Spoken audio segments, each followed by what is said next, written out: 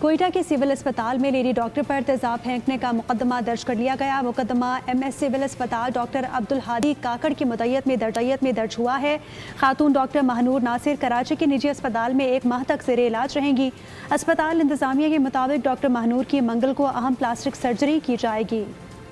کوئٹہ میں تیزاب گردی کا نشانہ بننے والی ڈاکٹر مہنور ناصر کراچی میں زیر علاج۔ ہونٹ اور ناک پر گہرے زخم ہیں جبکہ جسم 13% تک جھلس چکا ہے۔ اسپتال انتظامیہ کے مطابق خاتون ڈاکٹر کے مکمل علاج کے لیے آئندہ 1 ماہ کے دوران ان کی متعدد سرجریز کی جائیں گی۔ منگل کو ان کی اہم پلاسٹک سرجری شیڈیول ہے۔